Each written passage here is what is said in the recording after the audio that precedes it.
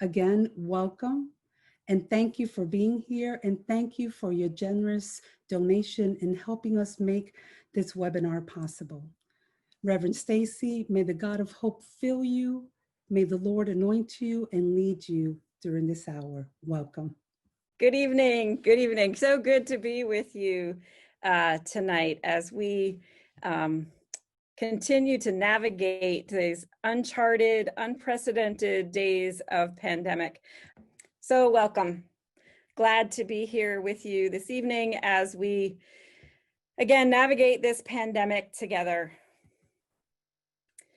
One of the quotes that has been on my heart and mind throughout this time actually comes from Tolkien in his Lord of the Rings series. And Frodo says, "I wish it need not have happened in my time."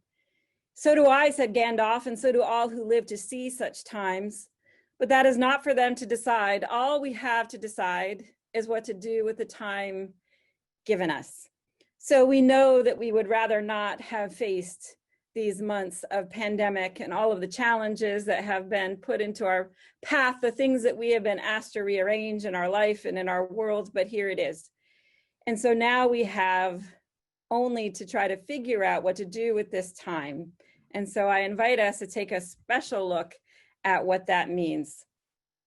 So tonight I thought I would share first by helping us understand the challenges that we have been facing in these months of pandemic. I'm sure that you are quite familiar with them on so many levels, but these are the things that have come into our path during this time to make being the church just that much harder.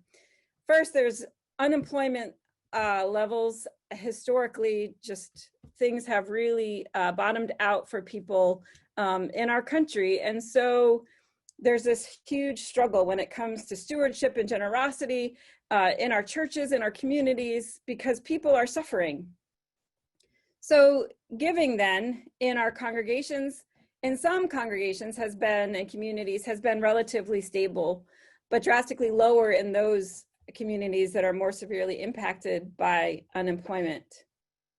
One of the huge challenges for us in churches has been the fact that because of the pandemic, we haven't been able to be physically together in our sanctuaries like we're used to.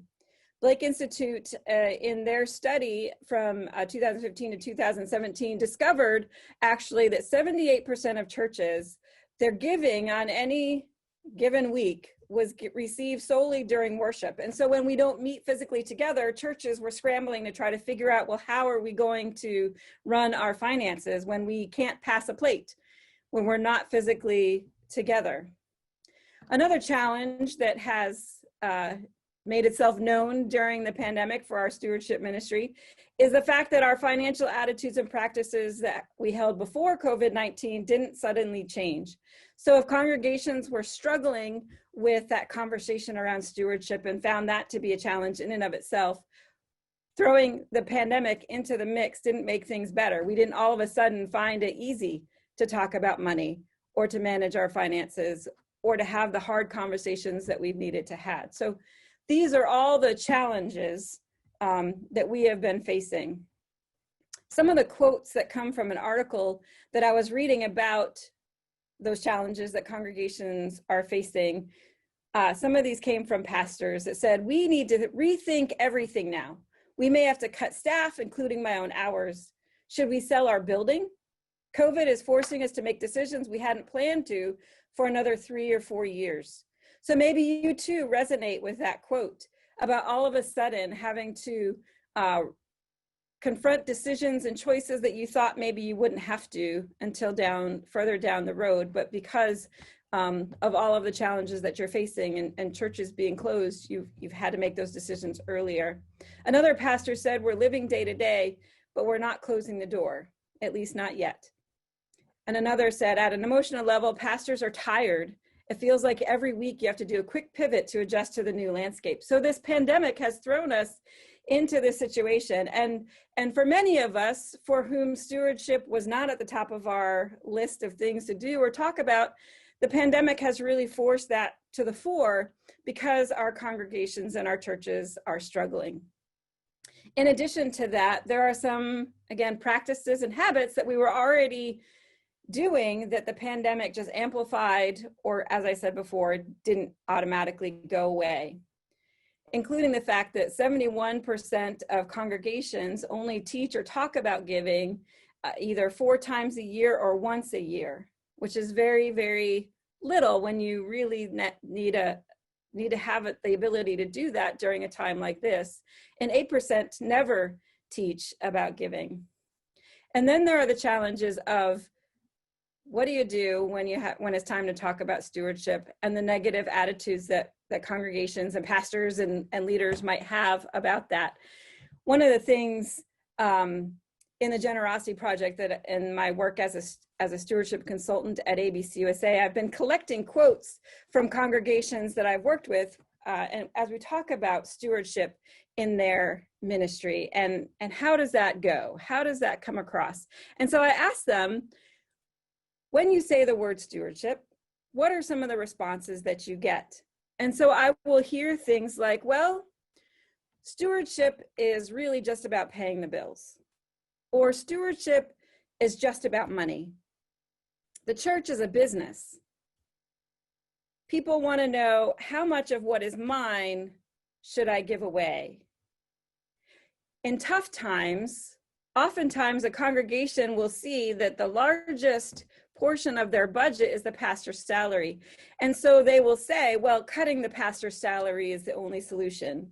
And they really mistake and make the mistake of then placing that burden on one family in the church instead of collectively trying to come up with, how are we going to do this better? How are we going to have a generous stewardship ministry together? Another church has said, well, I give them my time, so therefore I don't need to give. Or when I'm solvent, then pastor, I'll be able to give to the church. And then the most recent one that's really challenged me is pastor said to me that one of their parishioners said, well, I'm not going to give to support the pastor's lifestyle. So all of these things are in the mix as we think about stewardship and generosity in our churches. And then the pandemic comes along. And if we were already struggling to have a healthy and positive conversation, it just got all the more complicated. So I wanted to take a moment to ask you, and I think David's going to help me poll our audience today, is how has your church been doing financially during the pandemic? If you could take that poll and tell me, has it been worse than before, same as before, or better than before? I'm just going to leave a minute for you to respond to the poll.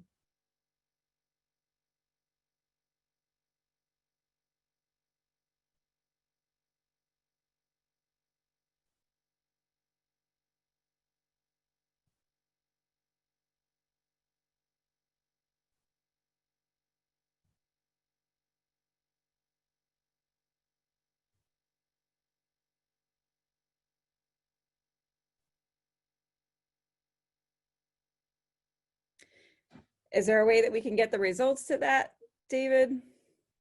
There we go. So it looks like the majority of folks have said that they are the same as before. About a third of you have said that it's worse than before, and a small percentage better than before. This is still reflective of polls that were done by Pew Research a few months ago as the pandemic was really rolling. They found that 2/3 of respondents would say that they were doing the same as before or worse than before, with a very small percentage of people feeling that they were doing better than before. So for those churches that are struggling, I'm hoping that tonight we can have some ideas about how we can nurture generosity still in the midst of adversity.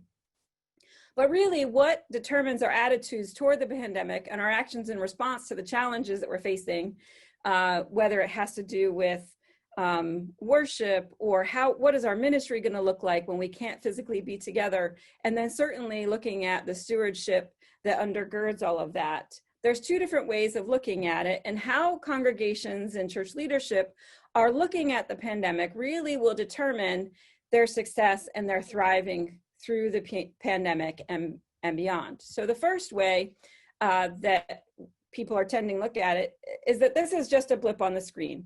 They're really waiting for this time to be over. They can't wait to get back to church, for things to go back to normal exactly the way it was before.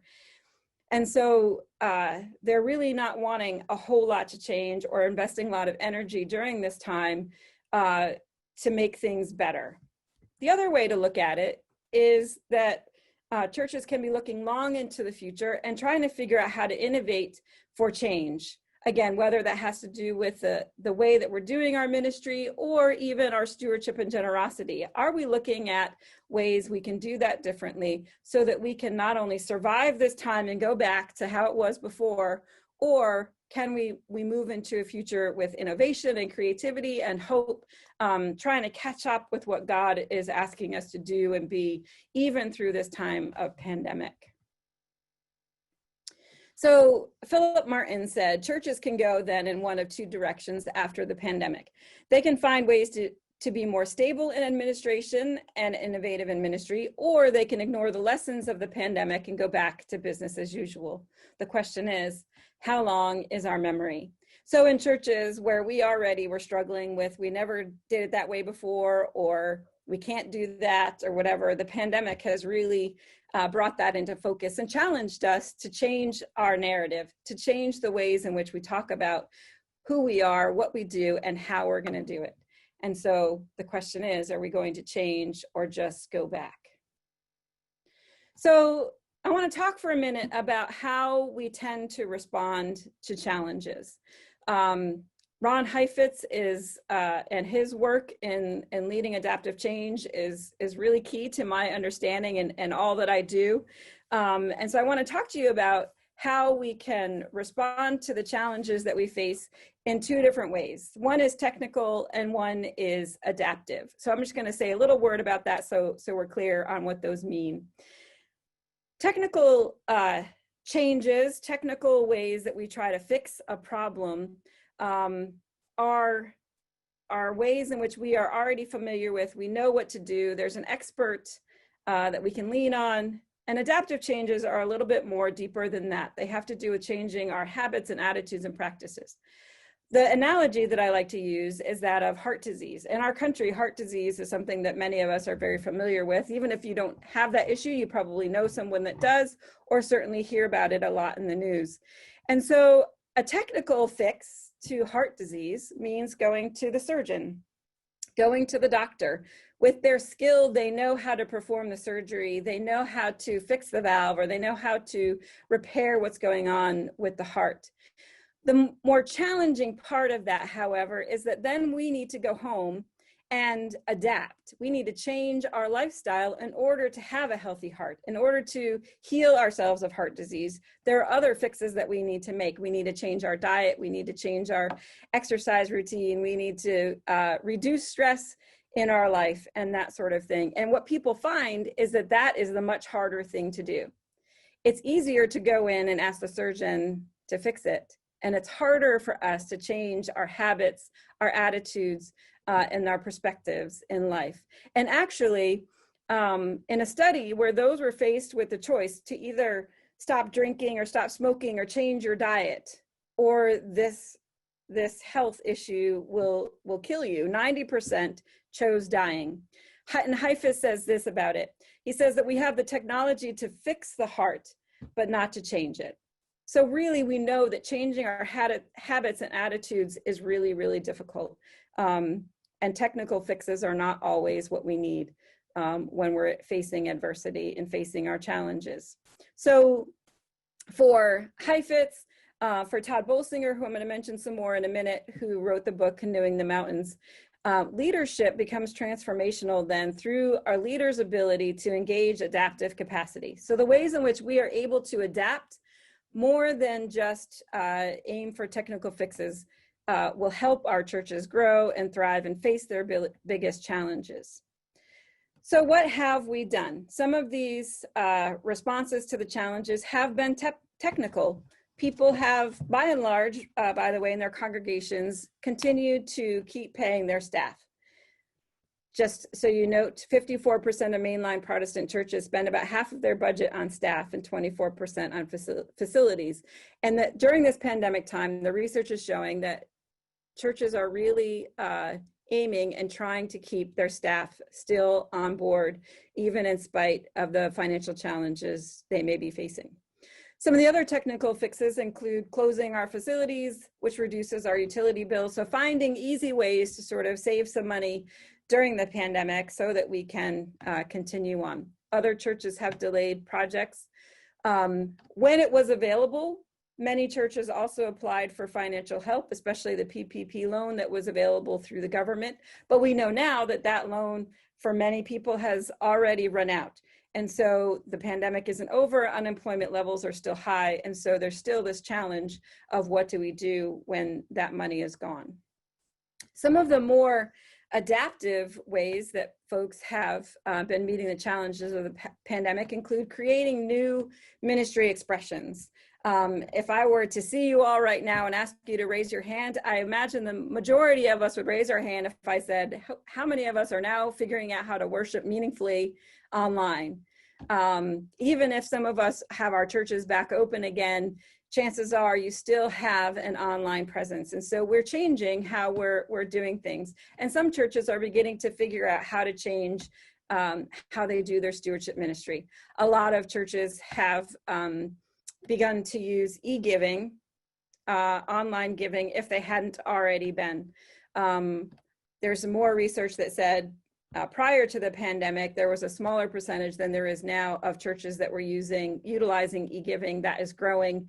But we're also finding that e-giving was not the sort of magic solution to the financial challenges of the pandemic. Primarily because, again, if a church was already struggling with how to do stewardship meaningfully and in a healthy way, that didn't get fixed just because people could all of a sudden give online didn't mean that some of those other issues weren't confronted and faced. So those are some of the challenges. So just another word about what adaptive leadership and this time that we're in, the pandemic, really, as Bolsinger would talk about it, is that we're finding ourselves in uncharted territory where we're being asked to walk this journey without a map, oftentimes without even the resources that we need. And so the people who are going to be successful in finding their way through that uncharted territory are those that know how to adapt. And so adaptive leadership is about leading the learning process of a group who must develop new beliefs, habits, or values, or shift their current ones in order to find new solutions that are consistent with their purpose for being. So the pandemic is really forcing us to begin to engage, if we hadn't already been, adaptive ways of being and changing and growing and finding innovative and new solutions to move into the future. Again, adaptive capacity is our ability to help our communities grow, to face their biggest challenges and thrive. So a word about mission in the midst of all of this, which is at the heart, I think, of our stewardship ministry and our understanding of what generosity is all about.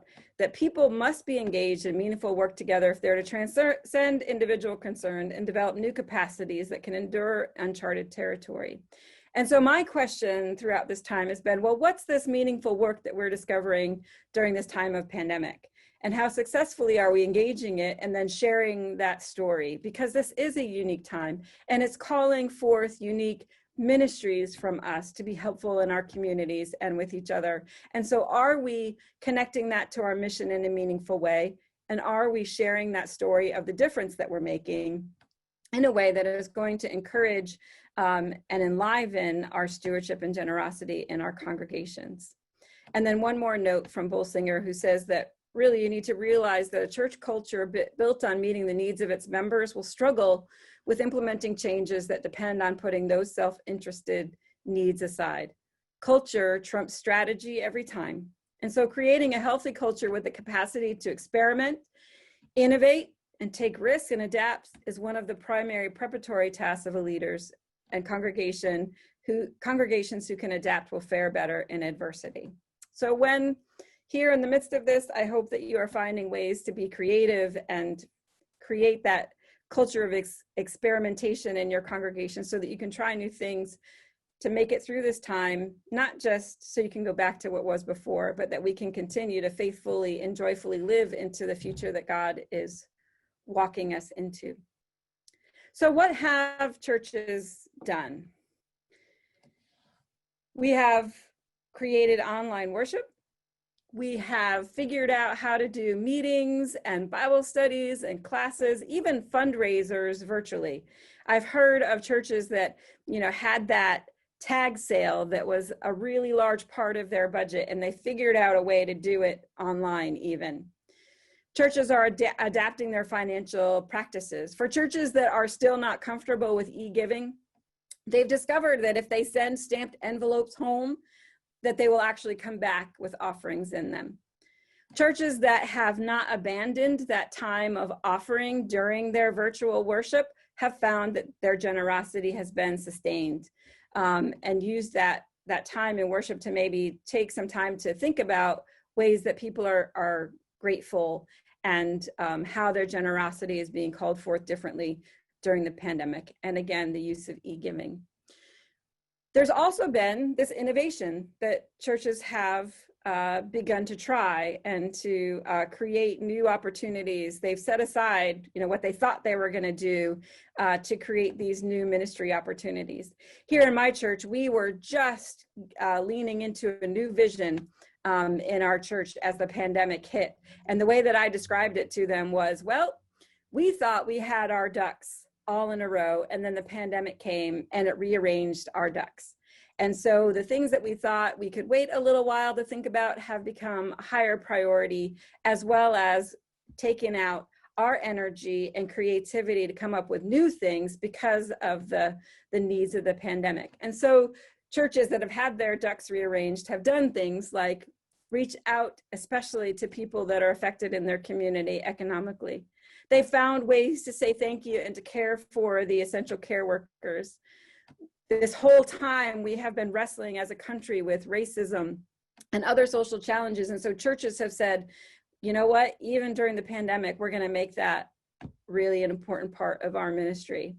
Another church that I heard about had struggled with the fact that, at least for a while, people were not able to attend and have funerals and memorial services for their loved ones. And so even for just the people in their community, they went outside in front of their church and they gave away bunches of flowers for anyone that was grieving during that time and had found that their grief was complicated by the fact that they couldn't gather together with friends and family and support one another. Churches found a way to even make that meaningful for their communities. Another church friend of mine is also creating a new staff position in their church, specifically for online ministry. So they're bringing on a person that has a very specific function in their church to nurture an online church in a lot of ways. So these may be people that will never come through their door physically, but they're finding a way to disciple and to nurture discipleship and minister to those folks even through their online ministry. They've really embraced the idea that the virtual community is here to stay, that it's not just a blip on the screen, but they're investing into a future expression for their ministry. So I want to give you a chance to share in the chat box so that you can see that. And in a minute, maybe Miriam can just highlight some of those for me. Share in the chat box some of the things that you have done to adapt during the pandemic. What are ways that your church has risen to the challenge of the pandemic to make a difference in your community? So feel free to, on the side, there was a chat box there to write some things in. I'll give a minute, and then Miriam, if you see anything that you want to share, just let me know.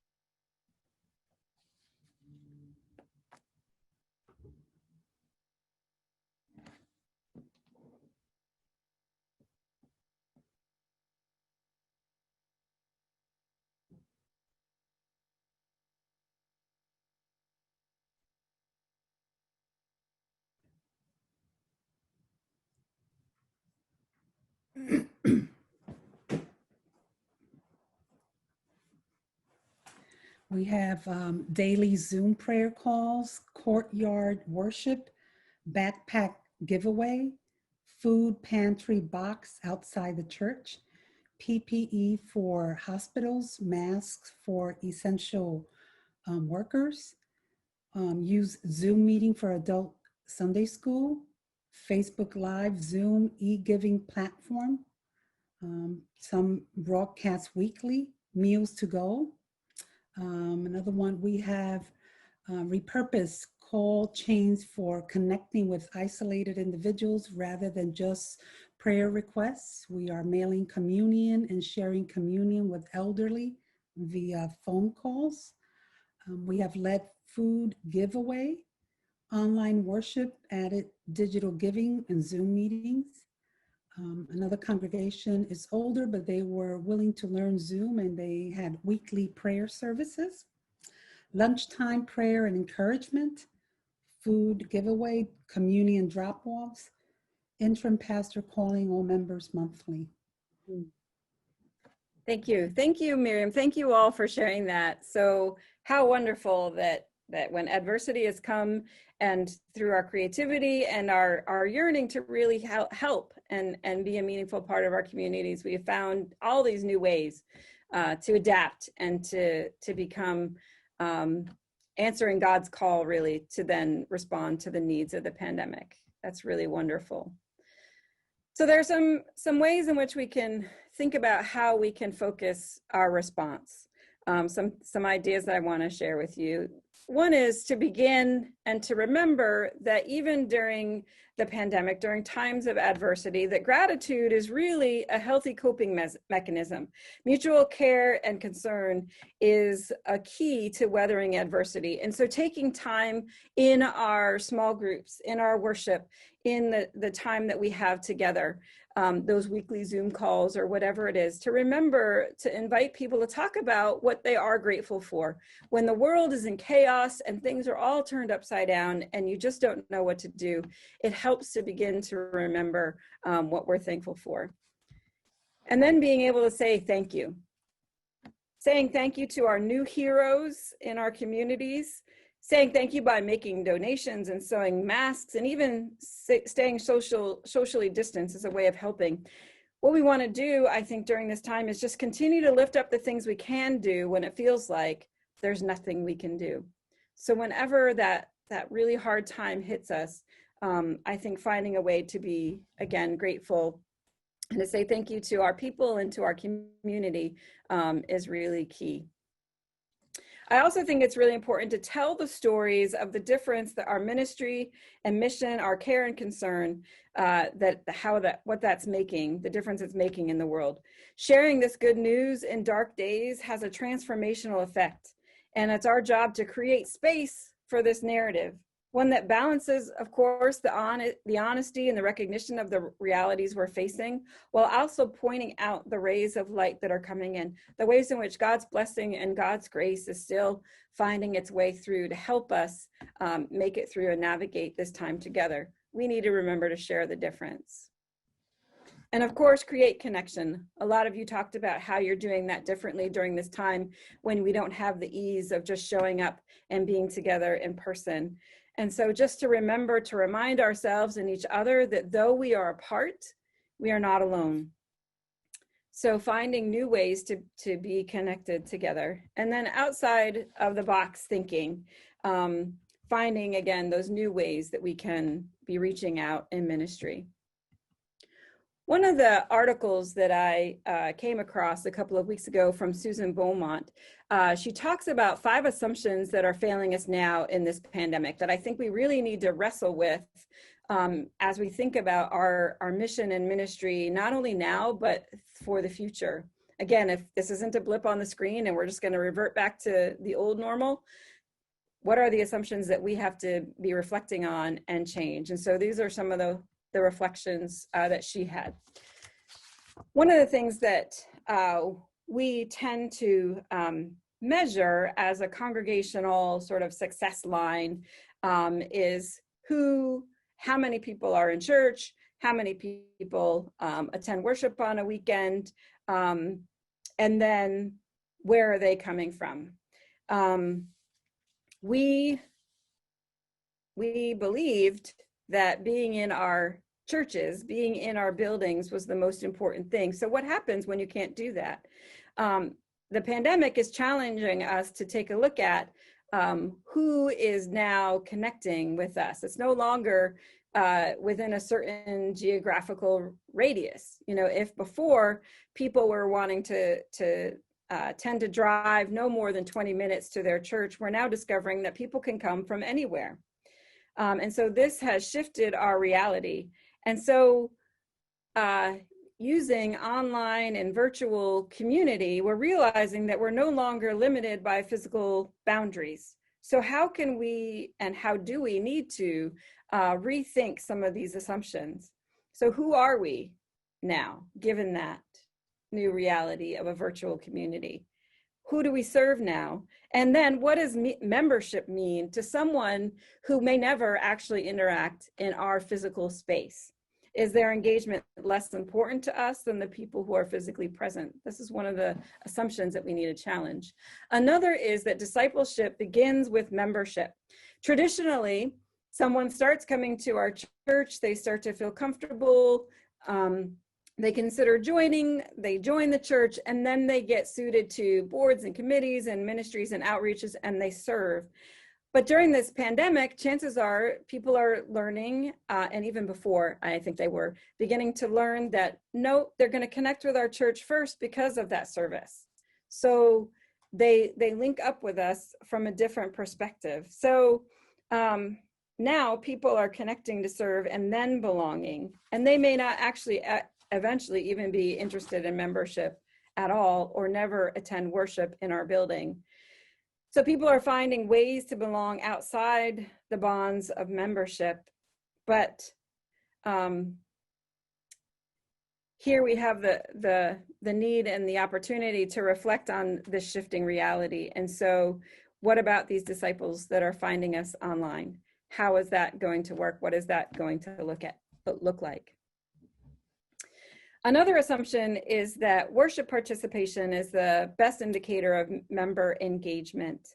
So oftentimes when we talk to each other, we ask how large a congregation is. We describe something about the size of the membership or the average worship attendance.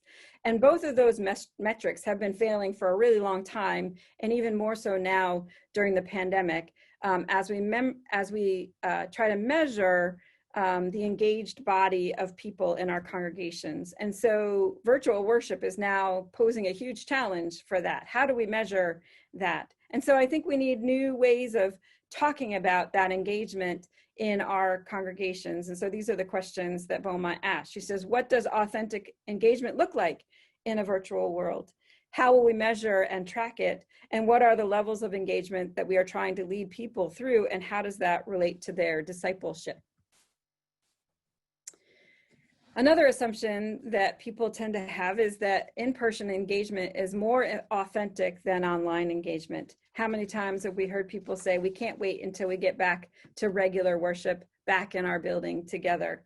And so we sort of have this underlying assumption that that is much better than online engagement. But the truth of the matter is that there may be people who never come into our buildings. And so when the pandemic is over and we have this sort of dual experience of people in our buildings as well as online, does there happen to sort of create this second-class citizenship for people who engage online? Or is there a way that we can continue to nurture that relationship and sense power in the new reality that people can worship and learn in a time and space that's different from the time and space that we might be doing in the present through a virtual reality? So does it matter to us that people are engaging in the life synchronously or asynchronously? And then finally, she says, belonging requires owning the whole church. So membership, we often sense, requires someone to adopt an appreciation for everything that the church does, for every project, and a commitment to that, when in fact people are finding that they're connecting maybe with a specific ministry that's really meaningful to them, or a specific service project or a specific small group. And so do we nurture that as well? Or does it have to be for everything? So these are our challenges that our assumptions that we need to challenge and reflect on, given the new reality of the pandemic as it's changing the nature of our community. So I just invite you to reflect on that as you move ahead. And so for me, reading Susan Beaumont's article, the question was, well, what does our stewardship look like if we modify our assumptions? If people connect with us only virtually or very limited in a physical way, if geography isn't a part of belonging, or if they're not going to become a member and support the entire church ministry, but they want to be a vital part of our ministry. What does that look like, and what does that do to our stewardship? And I just want to share with you sort of my logic, my background, my thinking for this whole endeavor that we call stewardship and generosity, because for me, that is where we want to enter that conversation. Even as our assumptions shift, I think this still holds true, that gratitude and generosity are intertwined, that the place where they lead us to is the heart of God, where we know we are blessed and loved. And like God, we know with just as much certainty that this blessing and this love must pass through us to be real. And so if we take that into our beings, into our understanding that this blessing and love that we've been given by God must pass through us to be real, that is something that we can hold on to, whether we're a full-time member in the traditional sense, whether we are participating online, virtually, or connecting with just one specific part of our church's ministry. And so my question is then, if we're going to lean into this idea, what are the things that we need to nurture in people who connect to our congregation about generosity and stewardship? How do we nurture this new understanding in them? And so there's a few things that I wanted to share with you real quick. First is the idea that generosity really begins with remembering. At the heart of generosity, the first impulse is one of gratitude. And I share this scripture with you from Exodus 35. I'm not going to read it, but I'm going to comment on it. That here in this passage, the people of Israel are gathering together to build their commitment, their dedication to God. And so Moses invites them to come. And everyone who came, they came because their heart was stirred, and their spirit was willing. And so this kind of remembering found in generosity is about gratitude. The Israelites depended on and made an art of that kind of remembering. It's one of the things that distinguishes Jewish ritual and spirituality, the remembering of the ways that God has saved them and strengthened them, comforted them, and prospered them. Throughout the Psalms, even, there's this call to remembrance, to reflect on what God had done in the past. And so it says that they came, everyone whose heart was stirred and everyone whose spirit was willing. So everyone, in other words, who engaged in that kind of remembering, which grew a generosity in their hearts, they came. And this story is just so powerful because they come and they bring bracelets and pendants and cloth and silver and the yarn spun by their hands and the oil lamps and their jewelry, the things that they wore on their body. And so listen closely and you'll find that what they gave was both precious and personal. Their offerings weren't calculated as a logical, cold transaction. How much of what is mine should I give away? But were gifts from deep within their hearts and this passionate response to the God who had been so gracious to them for so long. And so how do we nurture then a sense of personal giving? And I think that we start by connecting people to their memories. Not too long ago, there was a news piece floating around from a Target store in Sherwood, Oregon.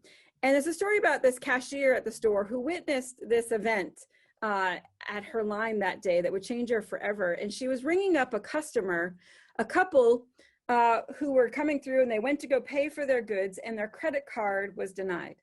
It's not a very interesting story, really. It happens all the time.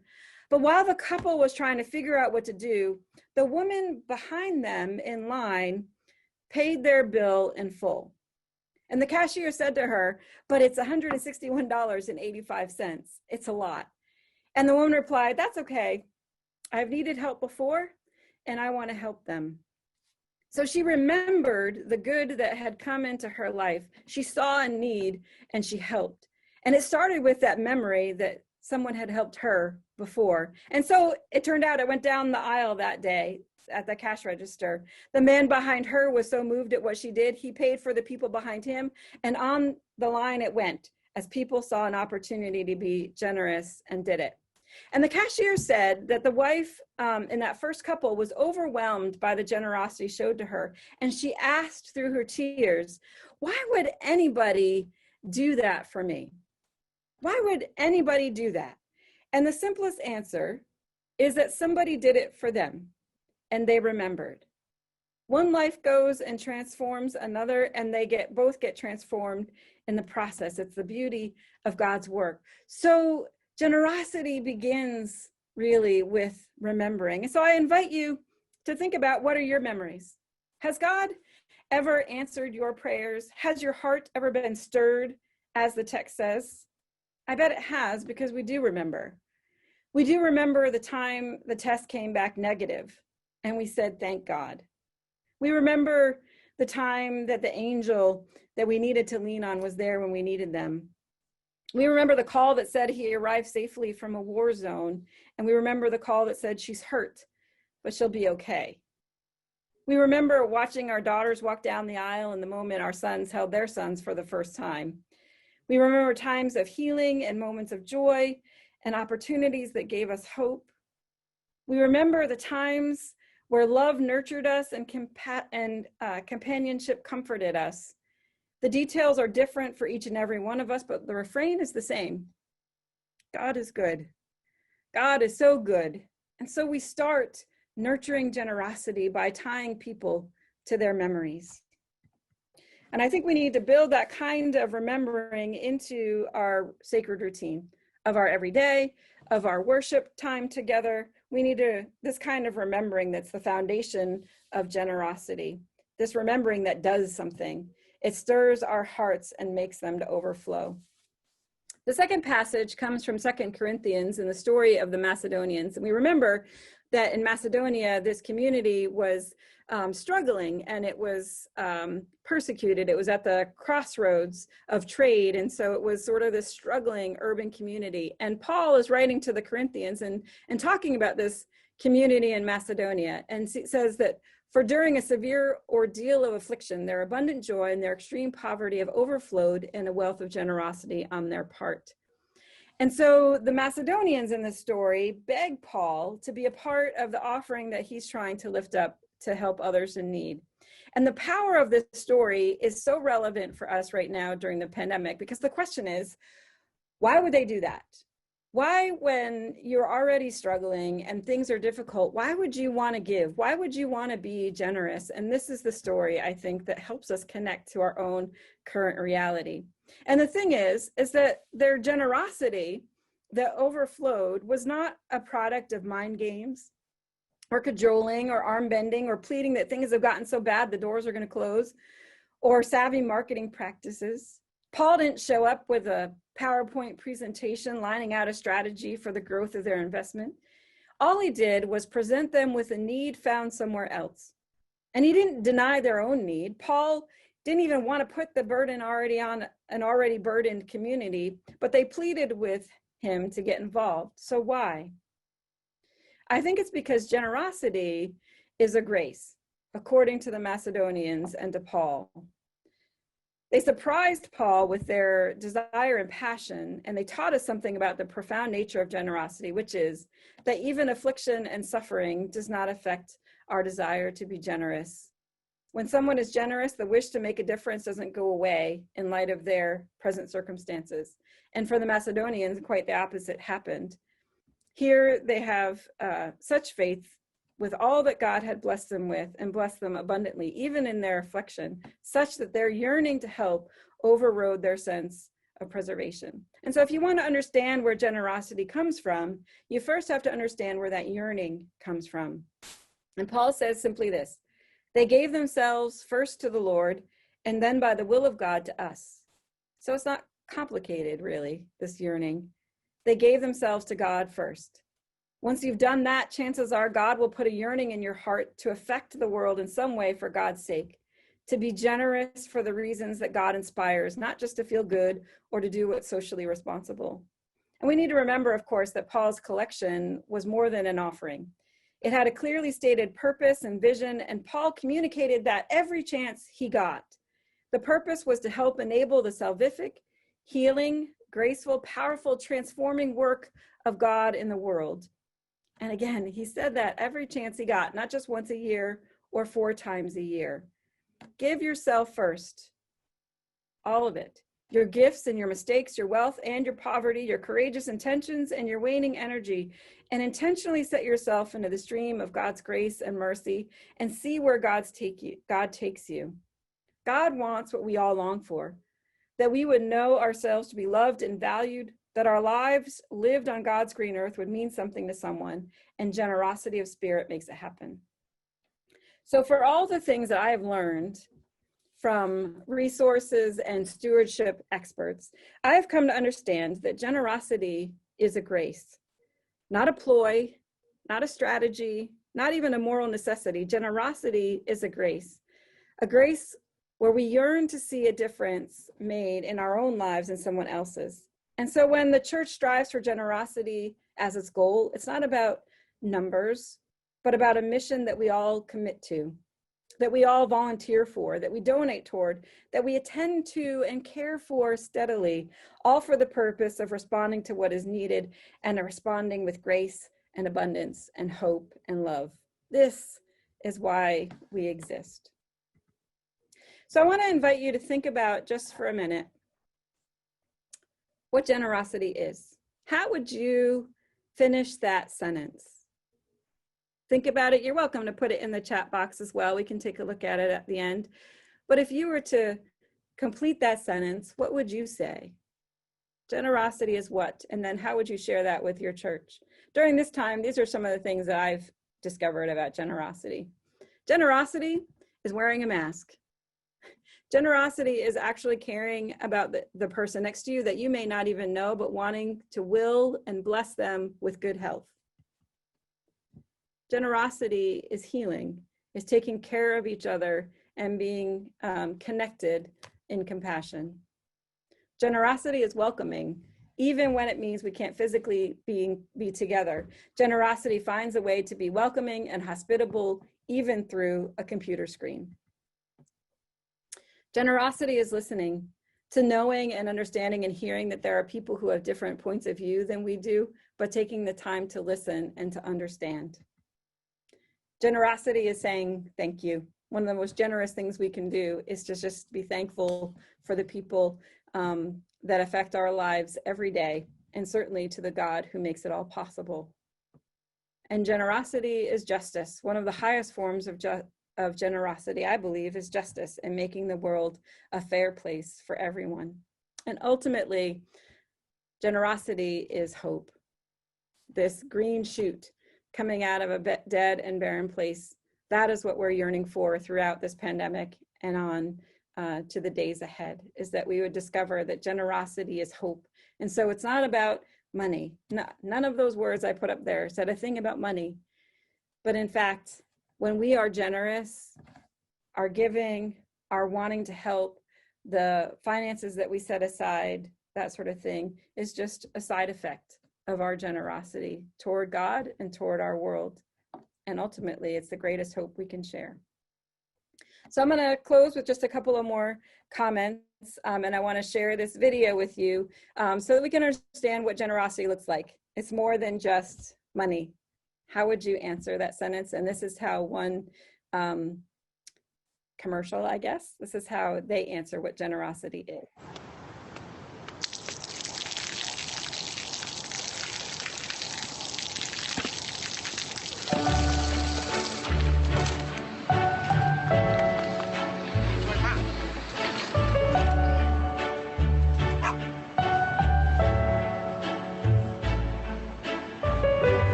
จะได้อะไรถ้าเขาทำแบบนี้ทุกวัน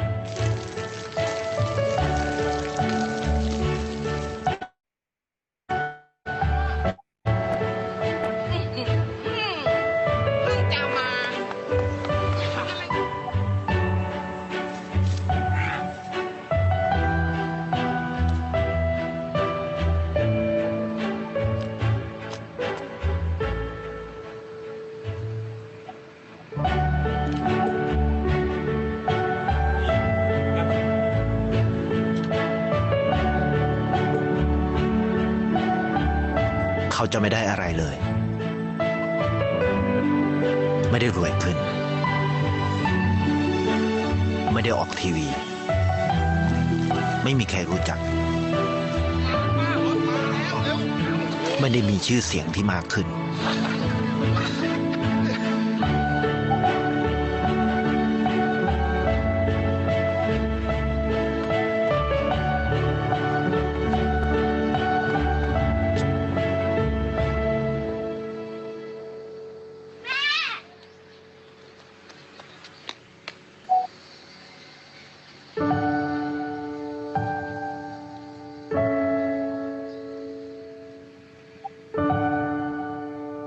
เพราะสิ่งที่เขาได้คือได้แค่ความรู้สึก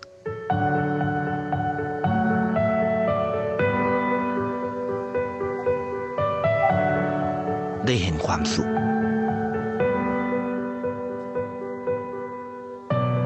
ได้เข้าใจ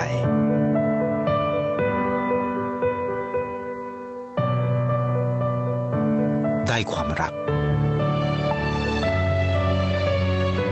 ได้ในสิ่งที่เงินซื้อไม่ได้ได้โลกที่สวยงามกว่าเดิม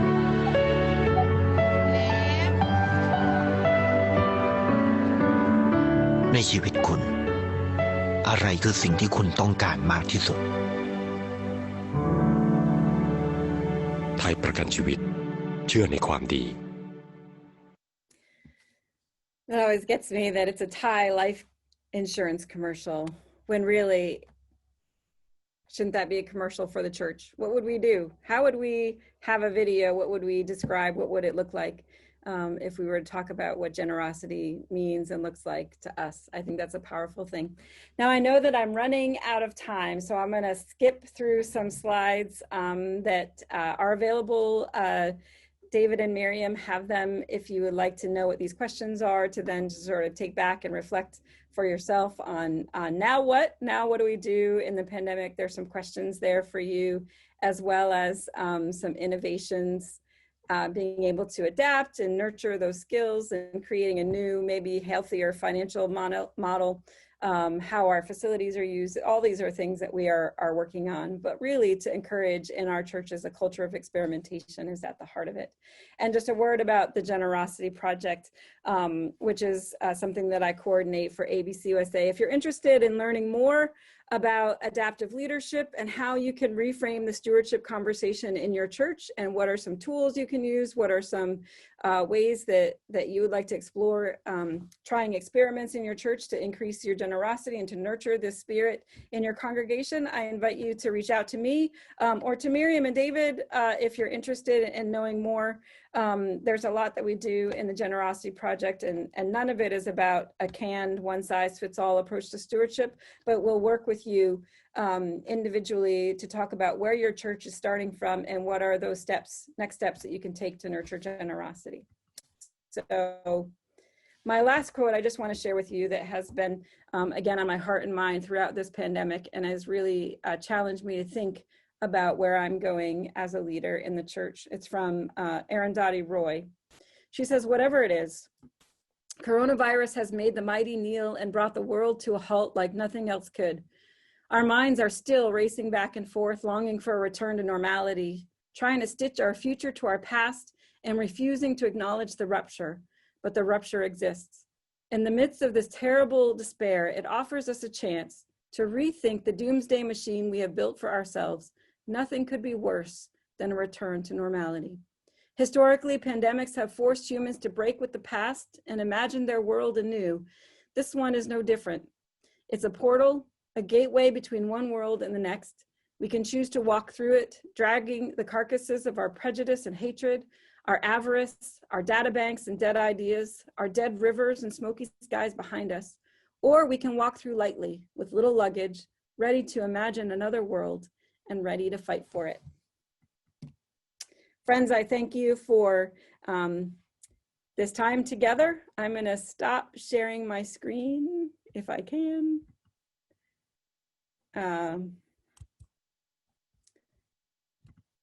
And come back to you and see what conversation we have left to have, and answer any questions that you had. So I was not able to witness and follow the chat along with my screen sharing, Miriam and David. So I just want to take this chance to answer any questions. So. Well, one of the things they said when you asked about what is generosity, some have said generosity is giving what you want to keep. Seeing a big God and enjoying the wonder of God works in and through us. And generosity when it has no other motives but done with love and from the heart. That's pretty beautiful, I think. So thank you for sharing, for being a part of our webinar tonight. If there's any questions that you'd like me to respond to, I'm happy to do that. There's so much that we are doing, and I know that God is resourcing us to make our way, not just to survive this time, but to thrive. And so I thank you for your generosity, for your time, for all the ways in which you are rising to this challenge. Thank you, Stacy, for being with us this evening. And thank you, everyone, for coming. I want to, again, thank you and for being here tonight, and remind you to, at the end of the webinar, before you leave and click out leave, there's a survey. We would love to hear from you. So again, thank you. God bless you, and good night. Good night, everyone. Good night.